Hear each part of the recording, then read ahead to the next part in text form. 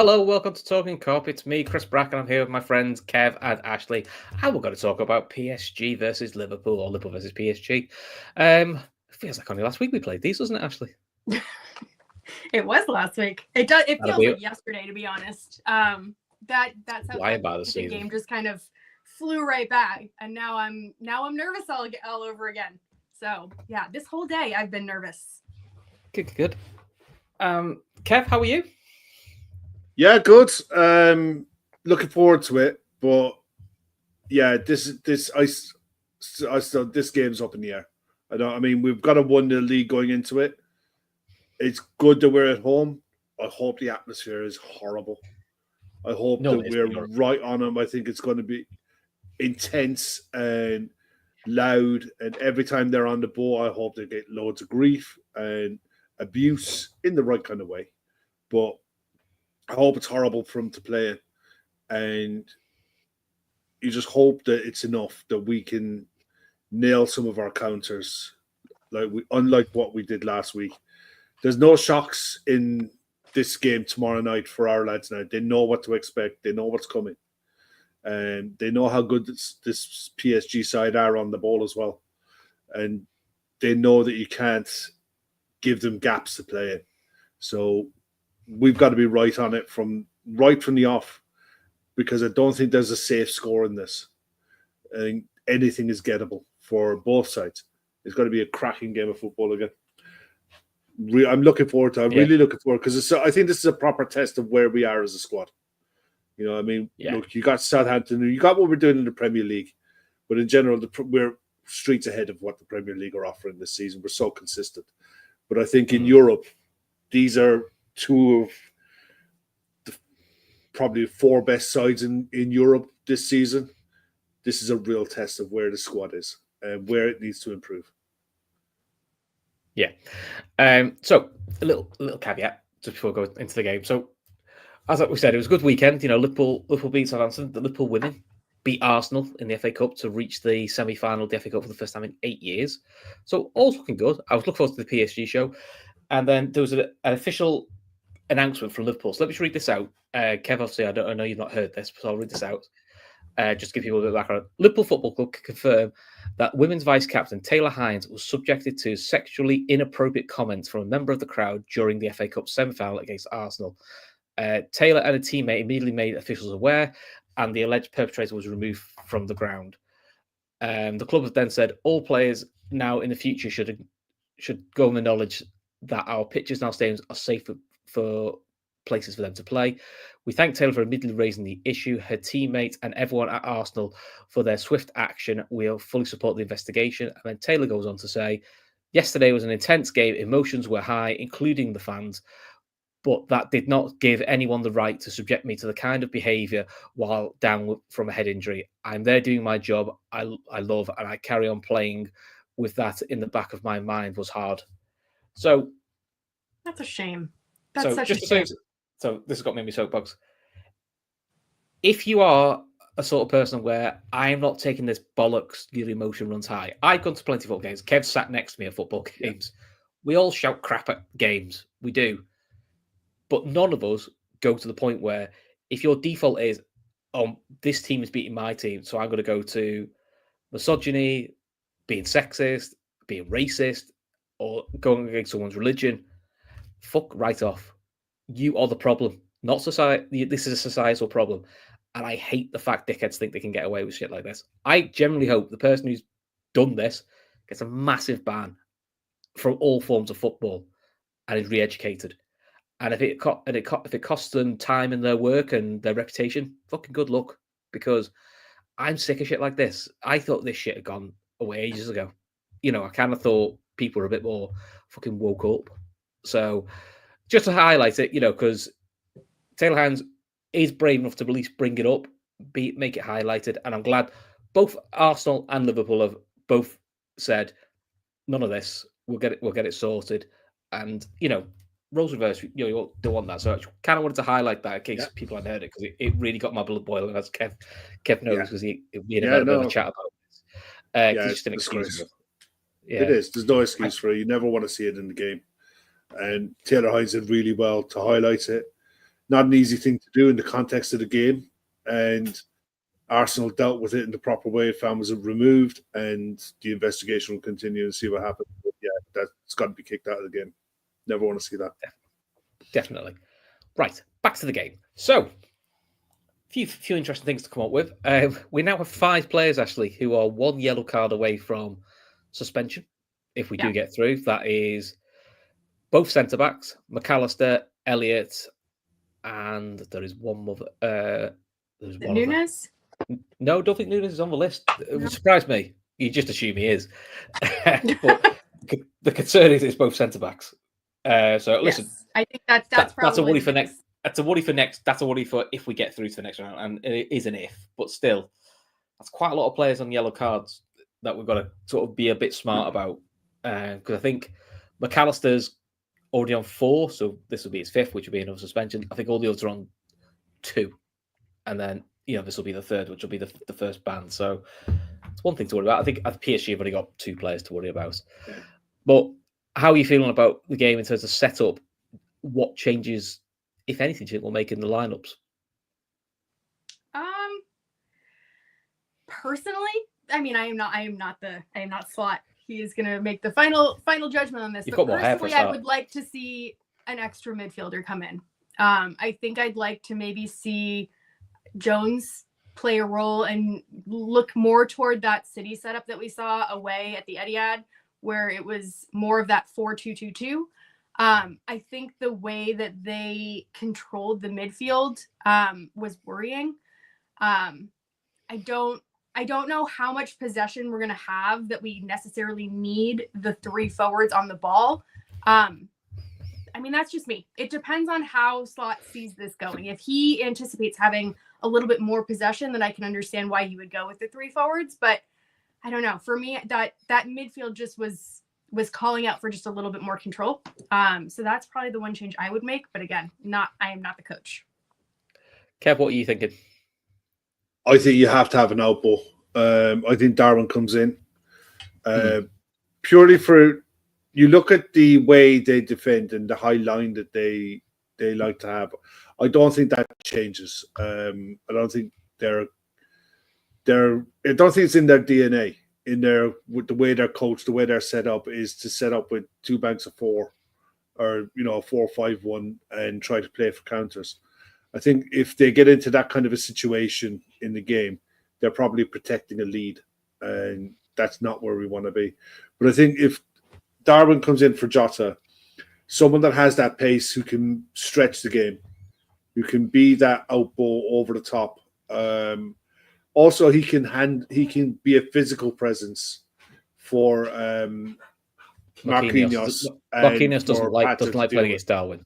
Yeah, no, and it wouldn't be new. But it wouldn't be new for either player. Pretty sure Darwin would have played against him for Uruguay against Brazil, and they will have come up against each other in the past. So, and you look at the sides of Marquinhos. I think Marquinhos is a very, very good centre back. He's really experienced. He reads the game really well.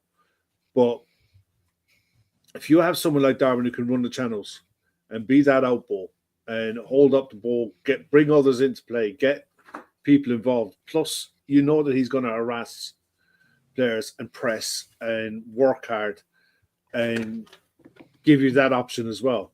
Plus, in fairness, these last 2 appearances, he'll have confidence coming from that as well. So I think for me, he comes in. You hope Dakota Gakpo, if he trained today, is available for the bench, because I think he was a massive miss. I think Slot confirmed. Slot said he'll be in the squad, and he specified twice he'll be in the squad, which says to me he's not starting.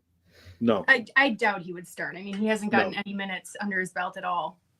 No, yeah, but but having him as an impact off the bench is probably what we needed away in PSG, to be fair. I know we won 1-0, but I think earlier in the game, we probably would have liked to have had a Gakpo off the bench, or even a Gakpo starting, to be honest, just because he's very direct.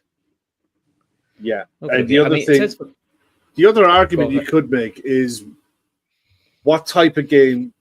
I think Ashley made a great point there about Curtis Jones, someone who can get on the ball, keep it, recycle it, and get you up the pitch just by carrying the ball, he's an option for that.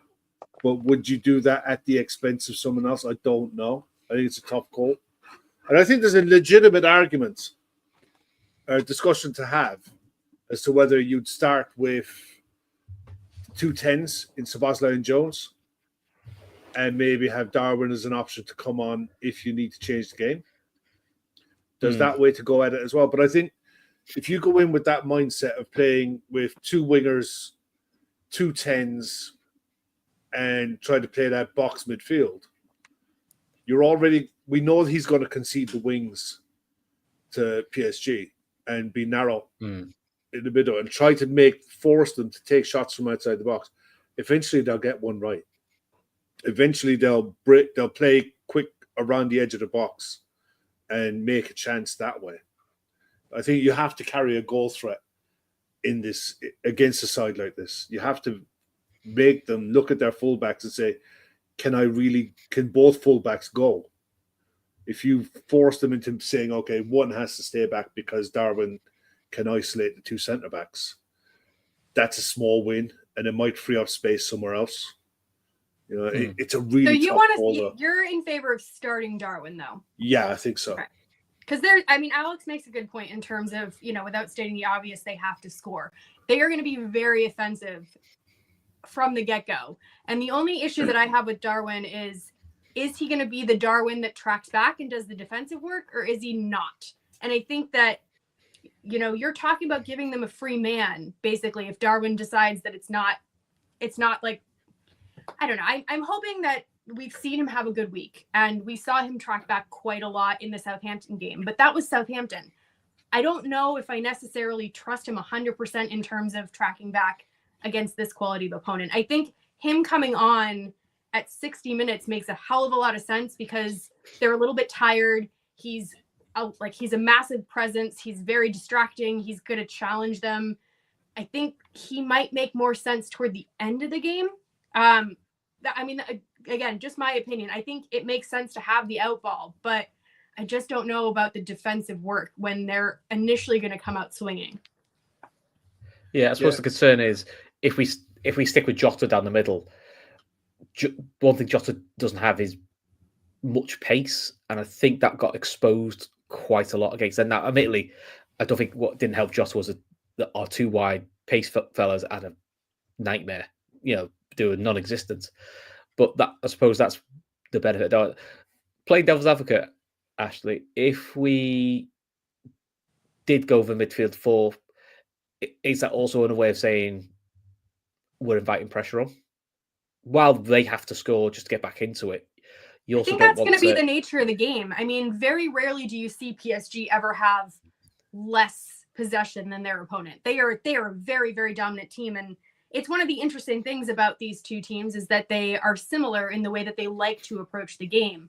I don't know. I don't know what it would look like if we were to come out and be more aggressive. I don't know if that would be to our benefit or if it's just sort of like you got to take your medicine and you got to shut up shop and suffer a little bit. I don't know how we're going to approach this. Yeah, because I don't know, Kev, there's 2 ways to look at it. Do you stick with the 4-2-3-1? And you have that box midfield in your back pocket if it's like 25 minutes to go and it's still Liverpool with some sort of a lead, whether it's a 1-1 overnight or it's 0-0, we're still ahead. You go, right, you use Curtis Jones to see this game out, or do you start solid and then give yourself the break glass option if you need it? I think PSG will be at their most dangerous in the first half. You saw it against I think they played Rennes at the weekend, and the first half they dominated. So they had 80% possession, peppered them with shots. I think, but only 3, maybe 4 shots came from inside the box. Most of the time, it was Rennes at home, sitting in, forcing them to take shots from outside the box, and then it flipped in the second half where Rennes had a right goal, and it was 2-1 right up until late, and then Dembele got 2 late goals when he came off the bench. Granted, that was a PSG side that made some 8 changes at the weekend. Yeah, they rested a lot of players. Yeah, I think they had to bring players off the bench to be sure in this one because while they coasted in the first half, they didn't have the second half all their own way. And I don't think that we're going to be anywhere near as passive off the ball as we were the other night. Because look, this is the first time this side has played PSG in a long time. And they won't have known much about them. You can analyze them to the nth degree as much as you like, but until you physically come up against a side who move the ball that quickly, it's very reminiscent of Barcelona in when Luis Enrique was there. They moved the ball really quickly, but they missed that focal point as a striker to be able to work off high on the pitch. My fear is they start Ramos. No, I couldn't care less if they start Ramos. If they start Ramos, I'm fine. But my fear is that gives them a focal point. Is what I'm thinking to play for the wingers to play off. That wouldn't be I would be happy if that was the case. I'd be delighted if that was the case because we've two centre backs who could deal with him. He's not a worry. It's if we attack the game and say, okay, we're 1-0 up, we're not going to have this happen to us at home. And the crowd get up and the crowd take the players on an emotional ride and we leave space in behind. Barcola, Kvaratskhelia and Dembele have pace to burn and they're all on form. They're all flying and they're confident. If you leave those players with space to run in behind, plus you've got midfielders of quality who can find them, I think that's more dangerous than anything for us. So I think if we go chasing a second and we're too aggressive, I think we could be in trouble. But at the same time, this is fascinating because the way we've been playing this season is controlled. You know, like Southampton for 10 minutes, we really went for their throat and scored 2. And then we went back, not into our shell, but we went back into control and manage mode. And we started to pick them off when they had to go. There's a great point being made there about, they have to score. 90 minutes is a long time. It's only one goal. Whereas if we get ahead in the game, and they've got to score 3, because that's what it is. And all away goals don't count. But I think it can only go to extra time if it's the same scoreline. So an aggregate, So an aggregate, it can't go to penalties. It can go to extra time, but it can't go to penalties. I think it does, I think it goes. I assume it goes to penalties if at the end of the aggregate it's 2-2. Because there's no away goals. I'm pretty sure go to penalties. All right, okay. Because they got rid of the away goals completely. So if we score first, they have to score 2 just to get to extra time, and then that's why they've done it, to get rid of that element. See, this is the devil in the deep. See, what do? Do you just try to play your normal game, put them under pressure, and see if they'll buckle? I think that's what they try and do for the first half, at least, don't you? Because I think if you don't, I don't think he's gonna push our fullbacks up. I think he's gonna keep them both tucked in. I think that he's still gonna keep the pitch really narrow. A lot of the onus goes on to if it's Diaz, if it's Nunes, it doesn't really matter.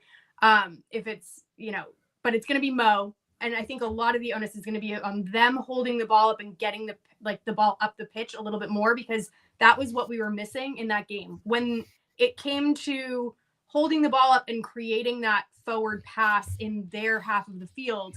We were atrocious. Like Mo was atrocious. There's no getting around it. And I'm hoping that we won't see that version of him again. He wasn't great at the weekend. That being said, he got 2 penalties, but I think that we need to see more output from them, and we need to see them picking the correct pass, because every single time they got the ball, there was a break there. It was available. We just couldn't string the passes together. And that was down to, in large part, a very good press from them. But we also just weren't on the same wavelength that we've seen our forwards be on. Yeah. Well, as a PSG fan in the chat, and he expects PSG to have much less chances during than they did in the first game. They'll try to keep the intensity, but if they don't score early, he thinks they could crumble.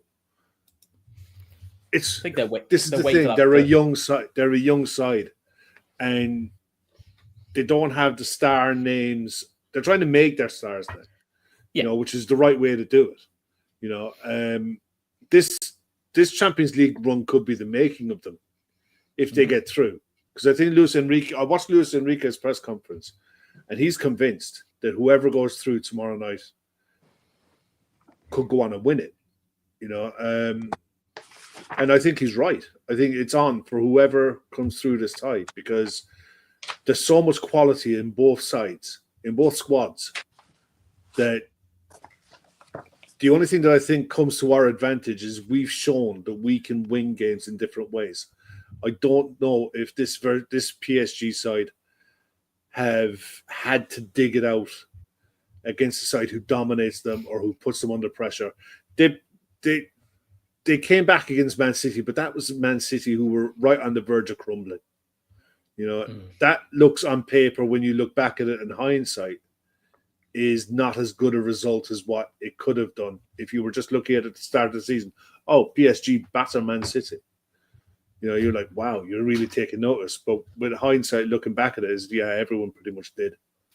That's it. I'm curious about the mentality. I think that's actually quite a good point, where you're talking about a young team that has really come to fruition over the course of the last 6 months or so, because you look at some of their earlier results and they weren't pulling up any trees. They've really kind of gelled recently, but I think you're seeing in some of their pre-match comments, they're a little bit aggressive. They're definitely angry. They're coming to Anfield angry with that result. And I think that could lead into, a little bit of rash decision-making. It could mean that they go out a little bit faster than their coach might want them to. I think that our strength is the fact that we've been here and done it before.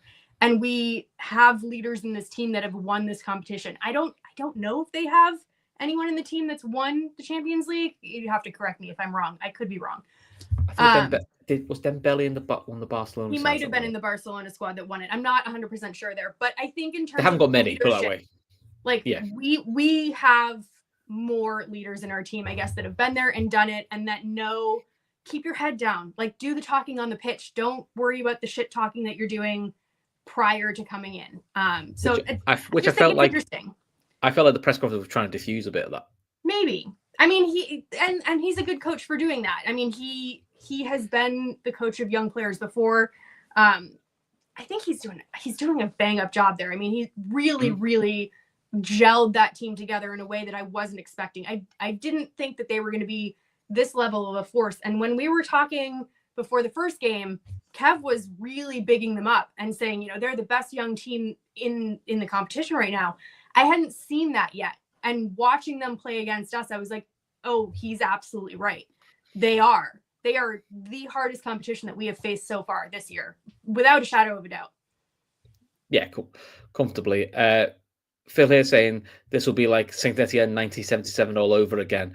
They will go all out attack. I mean, Kev, you're the one who remembers Saint Etienne 1977. No, I don't. So. I was 5. You were alive? I don't. I was alive at least, yeah. So I hold that advantage. Yeah. We could go. If that's the case, who's going to be our fair club? We could go that way.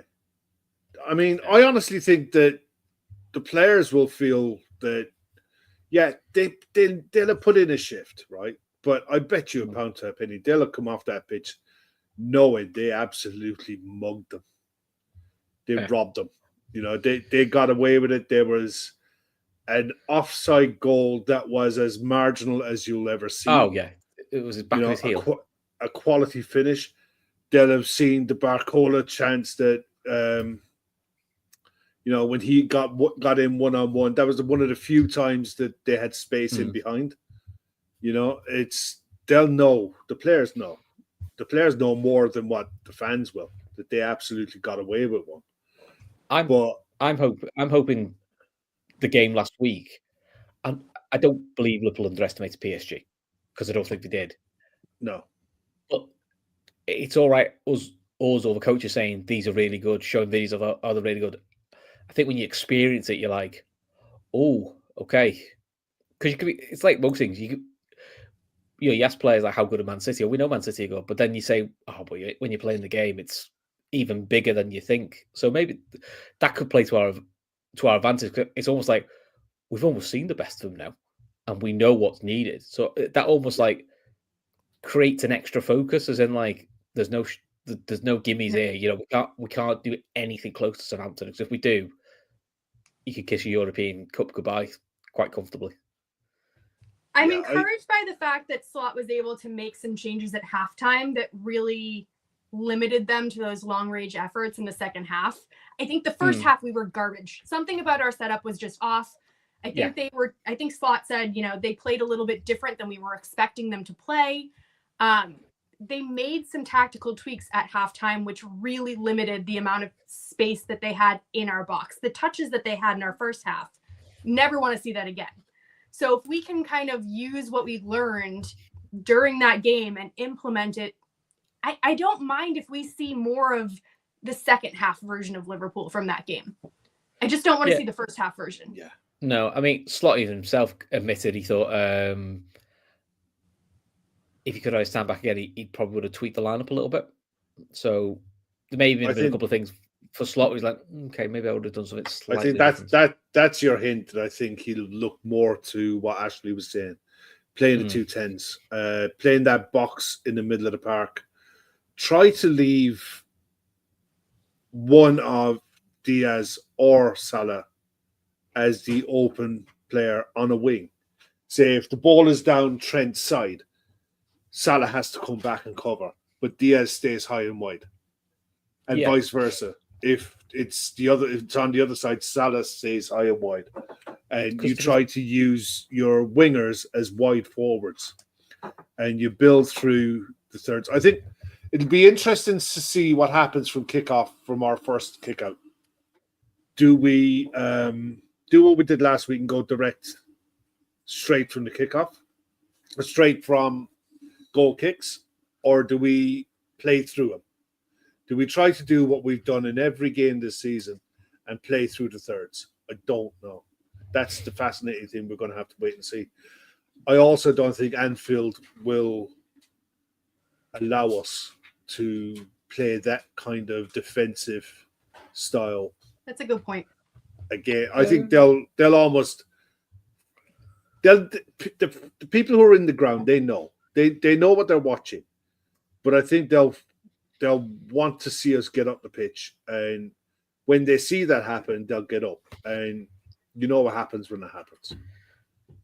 Yeah, you know, Anfield can swallow any player whole, and we've seen it happen on numerous occasions, especially to players who try to dismiss it as a factor. I think Kvaratskhelia made the point in his press conference, having played at Anfield for Napoli. Napoli twice.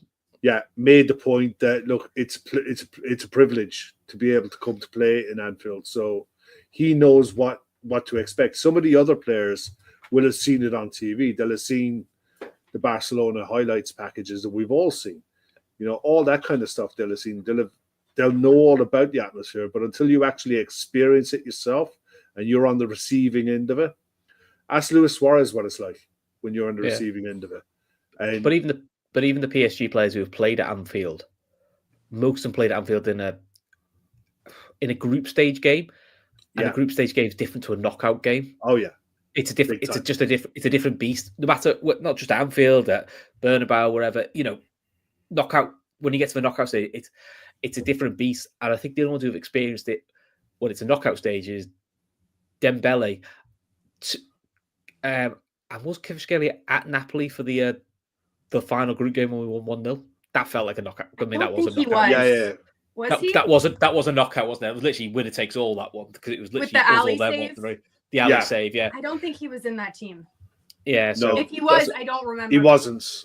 He wasn't. So, he was in the next one. Okay. Yeah, so it was probably only Dembele who's and to be fair, the manager, have experienced Liverpool, Anfield on a knockout stage. And I think that's where they might be having the quiet words inside going, it's a bit different, you know. And look, Sam Tandy makes a very good point here. Flip it. Imagine we had lost the first leg versus PSG at Anfield. Would you be looking forward to going to Paris for the second leg? It's a totally different game. And he is right, because roles reversed. We wouldn't like, can you imagine we'd lost 1-0 at Anfield and we have to go to Paris to get a win? I don't fancy that at all. I mean, that is the one kind of extra little thing that we've gotten from winning the group. Like, and it's not an extra little thing. Like, it's a big deal, but Yeah. you know, for all of the poor like matchup where we would rather face someone that was a little bit lower in the coefficient or whatever, like at least we have Anfield. Because I would hate to be going to Paris right now. Even if we had a 1-0 lead, I'd hate to be going to Paris right now. Yeah. Yeah. Yeah. So, she said he must have played 22-3 out of. Yeah, but I think that was a group stage game again. I don't think it wasn't a knockout. Wasn't a knockout game. I just kind of feel that's a bit different. It is different. Yeah. Yeah. So, where should we go from there? So, how we? Oh, well, let's do score predictions, and we'll have a bit of a look at the rest of the Champions League for this week. So, Ashley, because you always want to go first, so you can go first. Score prediction for the night and overall aggregate score. I think on the night we win 2-1. I think they're going to put a lot of pressure on us. I think that I think they're going to break us down eventually. I'd love to have another Allison masterclass, but I think overall we go through. I think it's going to feel nervy. I think if we do get a second goal, it's going to be late and it's going to be, a massive emotional release and we'll all be very happy. That's what I'm hoping. That's what I'm throwing into the universe. Okay. Mr. O'Sullivan? I thought the first leg would have goals. I mean, both these sides have scored well over 100 goals each this season in all comps. It was almost written in the stars that last week was going to be 0-0. You got these two both, free scoring teams, and they're about to play out a 0-0, and up pops Harvey Elliott in the last minute. I still think there's goals in this for both sides. I think it'll be 2-2 on the night, and I think we go through 3-2 in aggregate. Okay. I think they score. You think they score first? Oh, that's wait. Sorry, who's going to score for us? I'll go back to Ashley in a minute. Sorry, go back to Ashley. I'd love for Nunes to score again. I think he does the late one, and we get on this kind of Nunes train again that we all think that we're off of, and then we have to get back on. I'm going to say Mo Salah. I think he cleans up his act for, he had this one day off, and I'm being very harsh on him, but I think that he will show up. I think it's a big game. We need a big performance from him for sure. Okay. Kev? I think Konate scores, and I think Jota scores. From a corner? Yeah. Fucking hell. From a corner. Jesus Christ. I'm going to all right. Good job, sat down. Good job, sat down. Let's put it this way. Here's the thing. This is how. Look, they're going to name pretty much the same 11. There is not much height in that 11, full stop. I'd feel confident with us defending corners all day, every day, because I think they'll take most of their corners short. I think if they decide to put corners into the box, I think we could really be on for counters off of their attacking corners in a big way. But I think if you get the delivery right from corners, you've got 4 tall, strong players in the air who can attack set pieces, be it Konate, Virgil, Gravenberch, Szoboszlai. Szoboszlai's taking them, Trent stays back. That leaves still 3 players who can attack set pieces that I think are stronger in the air than what they are. So it's all about set piece delivery. But I fancy Konate scoring against his boyhood club. Football just has those little mini stories in it. And I think Jota coming off the bench to nick one in the last 20 minutes to either get us 2-1 ahead or get it back to 2-2. And we go through 3-2 in the night. But I think every metric that you look at, the Opta stats, the fact that we've never lost to PSG at Anfield, it's in our favour. And plus, we still are a really good side, despite what happened in that first leg.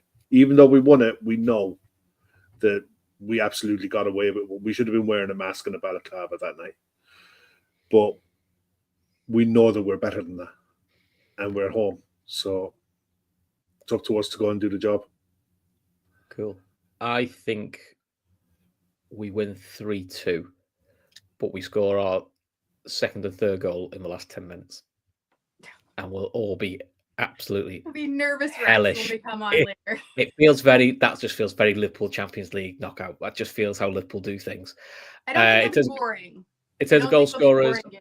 I will say McAllister will get one, Salah will get one, and Elliott will get the third off the bench.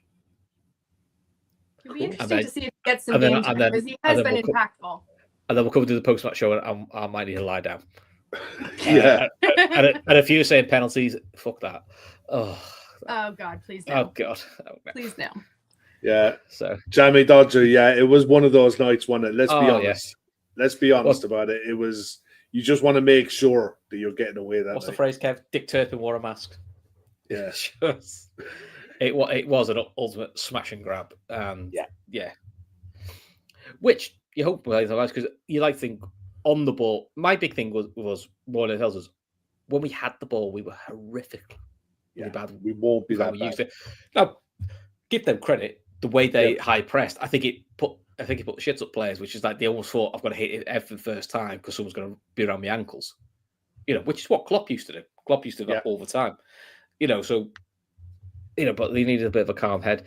Someone's put, if it goes to penalties, bring Kelleher. I mean, it's not the worst idea, to be honest. He does have a very good record. Yeah. Although Wally did win his last penalty shootout, to be fair. So, we can't. I don't know why, but I feel more confident when Kelleher's in goal for penalties. It just needs to be. I don't know why. It's like when Holland brought on Tim Krul just for the penalty shootout. I think I just have very fond memories associated when he is in goal. So it's sort of like they've meshed together. Where like the happiness kind of equates safety, but I don't know. Yeah. Hopefully we won't need our goalkeepers the way that we needed them the first half. Cool. So let's have a look at some of the other ties then. So first tie, Barcelona against Benfica. Barca 1-0 up, which to be honest was a big win for Barca. See this, they played probably over an hour, didn't they, with 10 men? Yeah. So would you expect Barca to go through? You expecting a surprise there, or? I'm glad it's the early kickoff because I'll get to watch it. Yeah. Look, the main reason I want to watch it is there's one player playing for Benfica I really like, and that's Talkin Kop. I don't know if I'm pronouncing it right. Kochu. I think he's a really stylish centre mid, really good passing range. I think he's an excellent player. He's only 24 as well, but also really want to see what Yamal is all about this season. I haven't watched much of Barcelona this season, but look, Barcelona should have enough. If you look at even the fact that, I think they're looking to bring Ignacio Martinez will probably come in and play at centre-back. They should have enough to go through, but Benfica just seem to have, I don't know if it's a hoodoo over them, but they're kind of like their kryptonite. They can expose Barcelona a bit, but I think this might be just one step a little bit too far for him. Yeah, and Dicko saying Chris's reaction to us possibly scoring from a set piece, honestly, and you should see the WhatsApps between me and Ashley. It's our biggest bugbear, isn't it, Ashley? Yeah. We're both. I don't know who annoys more. I don't know who started it, but yeah, we just. But between of us hate corners. Matt and Kev just leave us too. They don't get involved in the whole set piece chat because they just know we're both like, shut up. So it's not. We just.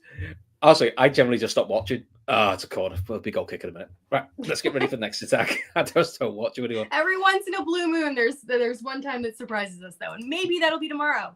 Yeah, I'll take it. So actually, Inter Milan at home to Feyenoord. They're already 2-0 up, and they battered Feyenoord. They did in the first leg. They have so many injuries. Feyenoord do. Yeah. And it's a pity because, I don't know what they would have looked like if they had a full strength team, but I don't think they stand a chance. I think Inter go through comfortably. Speaking of not stand a chance, Kev, Bayer Leverkusen 0, Bayern Munich 3. You can't say anything but a Bayern Munich getting through there, can you? It was just too easy for Bayern in the end. Yeah, but Bayer Leverkusen are better than that. And well, we all thought that. I think. No, yeah, but they are. They're they're a better side than that. But in fairness, that'd be nice. Bayern Munich should have more than enough. Don't hold your breath, Davey. Davey T. Arsenal 0, PSV 6. Honestly, Dave, we'll all go into town if that happens. That would honestly, Arteta's head would explode. Yeah, you think you thought that interview was bad the other night? By the way, fair play to that interview. How well did he mark Arteta? No, before you go, I've got one more question. He proper cornered him, going, "It's a title race still over." You could just see. I thought, fair play to you. Like he proper cornered him. Look, in all fairness, there's 2 games to watch tomorrow night because the other 2 should be done deals, and the fact that you're going to be able to watch both. Barcelona, Benfica, they've had a 5-4 and a 1-0 in their last 2. That's going to be well worth watching. And Liverpool PSG, it's going to be a great night of football tomorrow night. Yeah. So actually, the next one for Wednesday night, Lille at home to Borussia Dortmund. It finished 1-1 in the first leg. Lille, as we saw at Anfield, they're a difficult side. Probably expected Borussia Dortmund to do a bit better than what they did against Lille, but how are you seeing that one? I think Dortmund just edge it. I haven't watched a ton of them play, so I'm not the best judge there. It was a fantastic Thiago-esque goal, though. That was beautiful. It was. Kev, Villa beat Bruges 3-1.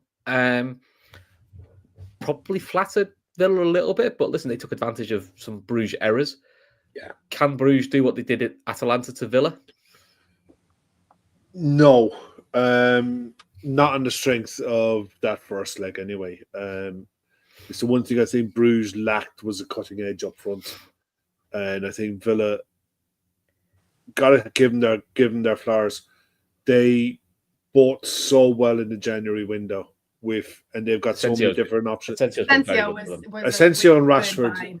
Yeah, Asensio and Rashford are giving them so many options now that they have so many different ways that they can hurt you. I can't see anything but a Villa win. I don't know how convincing it'll be, but I think they win on the night and go to the cup. The only thing that might give Club Brugge a little bit of hope is if Martinez is a doubt, because he didn't play at the weekend, didn't he? So, yeah, but Robert Olsen is not an inexperienced keeper. No, but he's not. It is a level drop, though, isn't it? It is.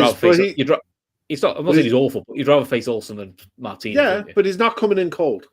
He played at the weekend, true. So he's not coming in cold, and he'll know. He'll have been known straight away if he's going to be playing or not, so he can be mentally prepared for it. So you wouldn't know either way. But I can't see anything other than a Villa win on the night. I just can't get around that. The other one, though. This is the big one, which Ashley's going to talk about because I know you want to talk about it, so I'm going to give it to Ashley. The Madrid derby, Ashley, finished 2-1 to Real Madrid. Really good game, though. That was a good game. Could Atletico knock out Real Madrid, or do you think Madrid's... It's not out of the realm of possibility.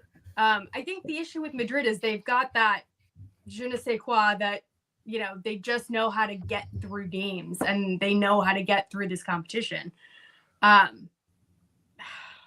don't know. It depends. It might be one of those dark arts kind of master classes that they pull out every once in a while. And, it's not the Real Madrid of old. It depends. Is Bellingham back for this one? I think so. Yes. He's suspended. Yeah. So I think that probably lends it to their favor. Yeah. And the Real Madrid's best player is playing at right back out of position, and he's still the best player on the pitch, which is Valverde, which me and Kev he's been fantastic there.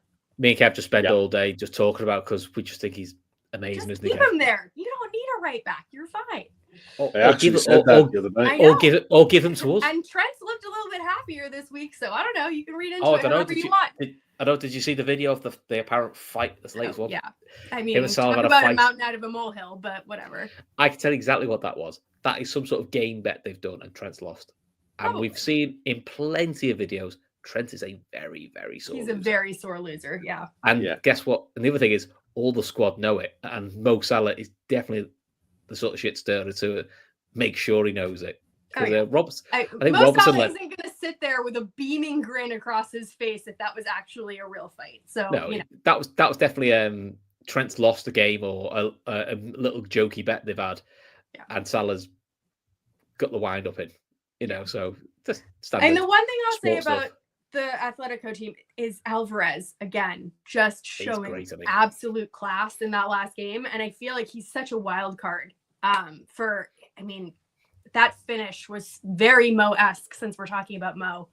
I don't know. I would love to have him on our team. I really would. I've been saying it for ages.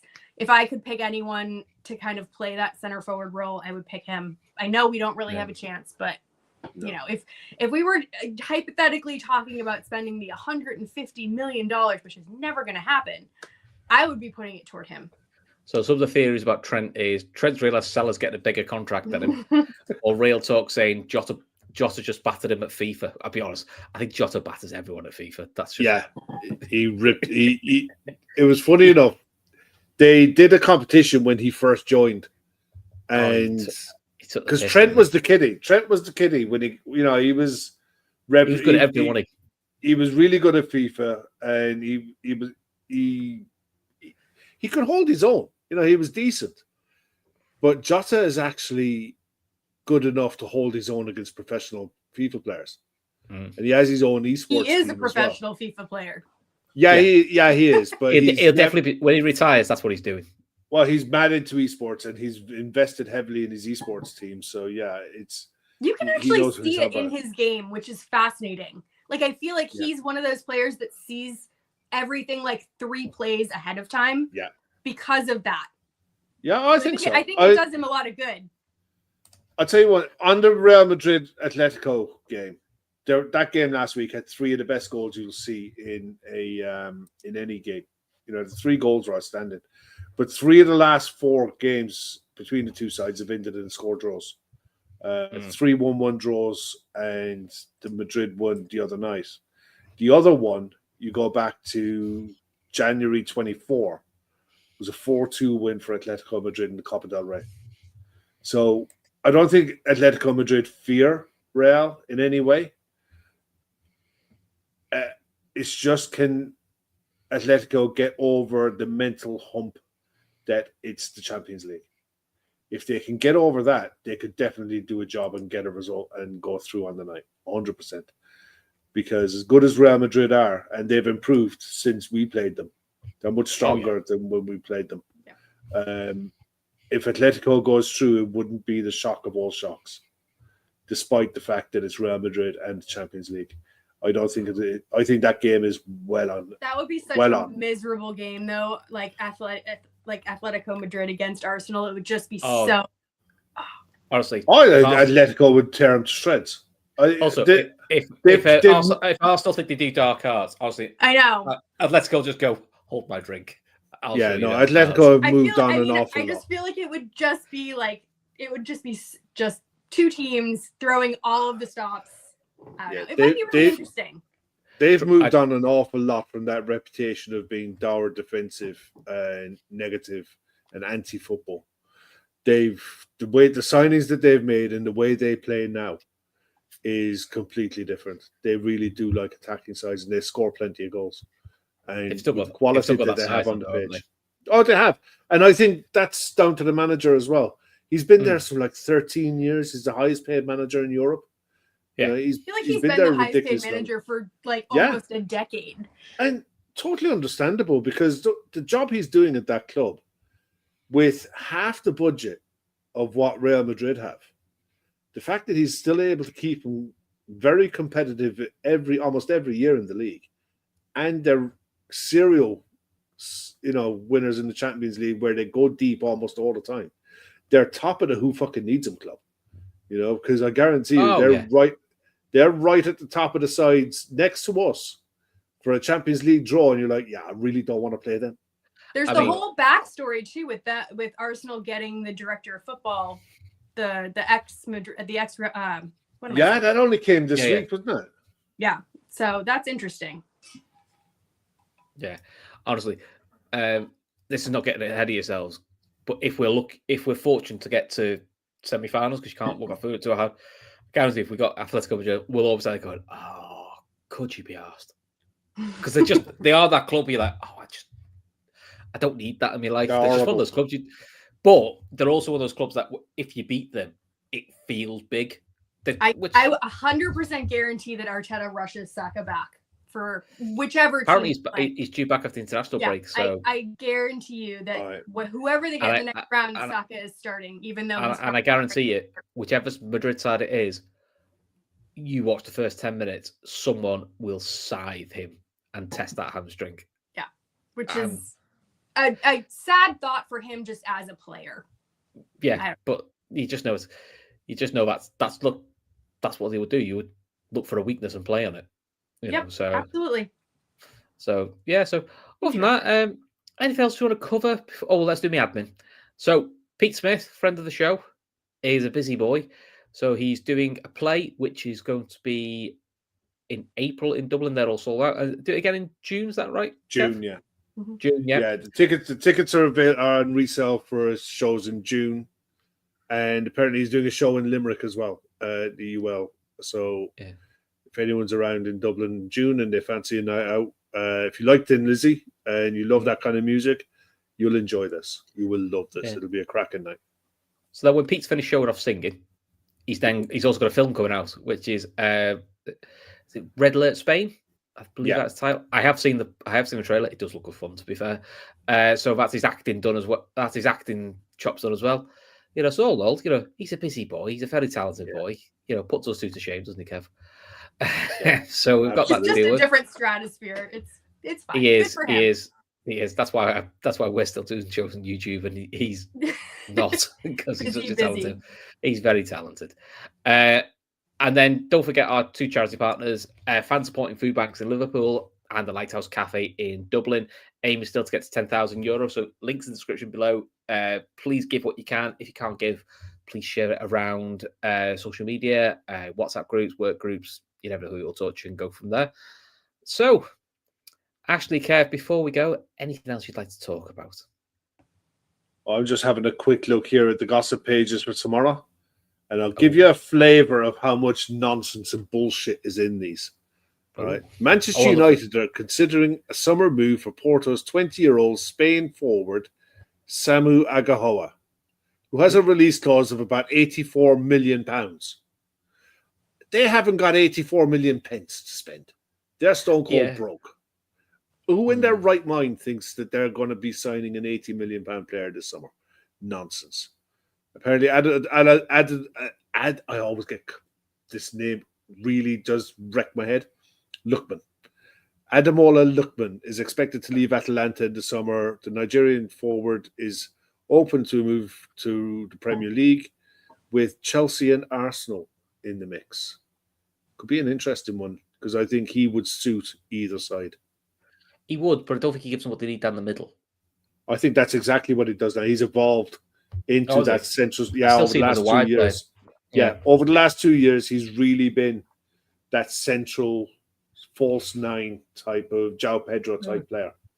And he's got the pace to get in behind as well. He has got pace. Can't take a penalty, though. No. I don't know if I would be excited if it was my team going after him. No. I don't know. He feels like a level below where we are. And maybe that's good for United. I don't know. I think he's in the right place. I think in Serie A, like a lot of players, English players, British-based players who've gone over there, they stand out in that league. The likes of McTominay and players like that. Chris Smalling did it. You know, I think that is a good level for them. The other one that's interesting to keep an eye on is, and it's not the first time I've seen this link now, AC Milan are considering a summer move for Crystal Palace left-back Tariq Mitchell as they prepare for the departure of Theo Hernandez, which is looking like the Theo Hernandez is high on the list for Manchester City. Ooh. And for me, what a surprise. Man City, what a fullback. He's up there for me as the best fullback, the best left back in the world. And he has been for the last 3 years. Your man at PSG pushes him close. But for me, Theo Hernandez is the best left back in world football. And I would be gobsmacked if Man City weren't in the shopping list for him. He's perfect for exactly what they need. Thor's asking, did we see the Jim Ratcliffe interview? I have seen clips of it.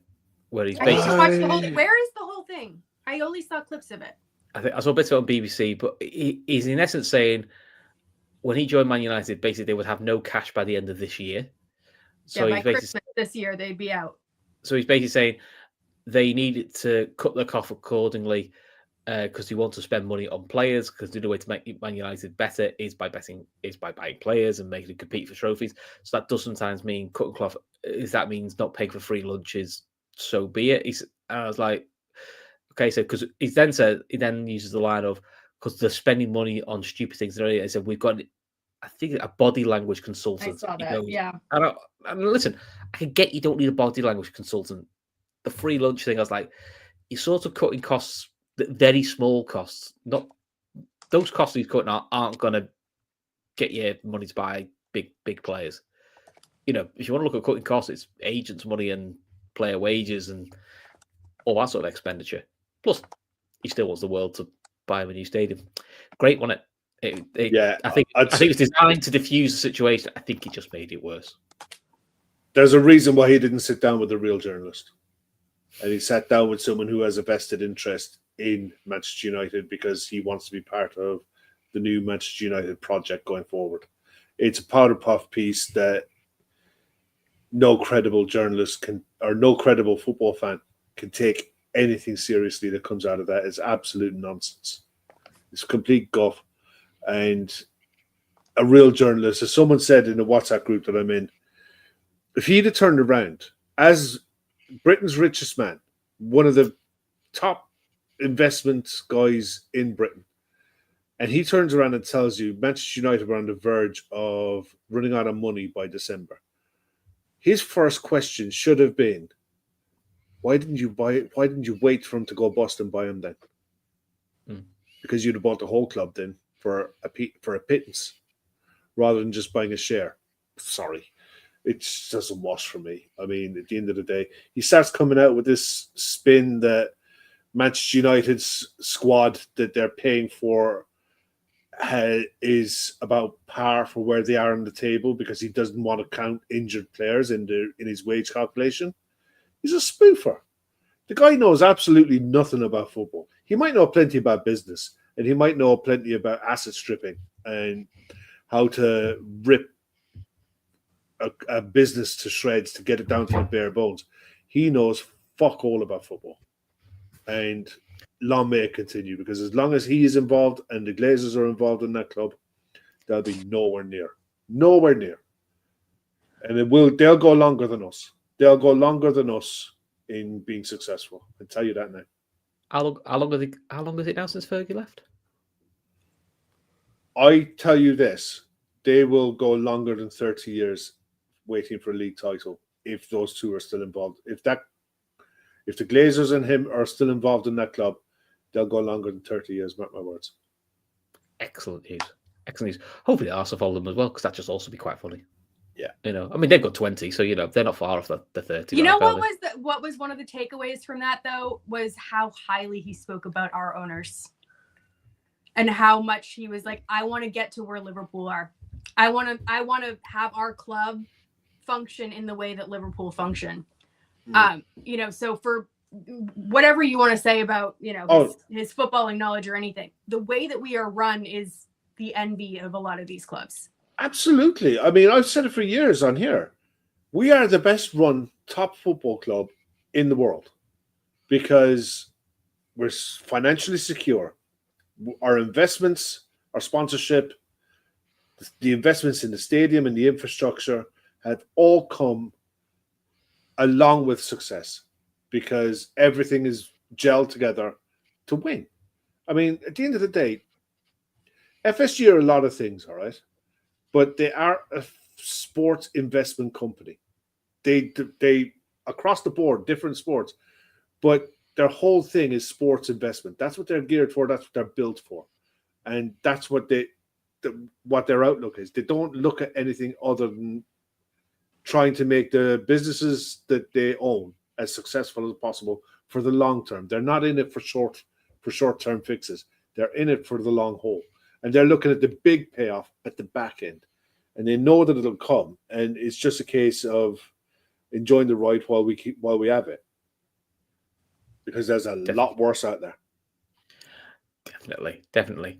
But anyway, on that happy note, which is also about my life being crap, which I quite enjoy.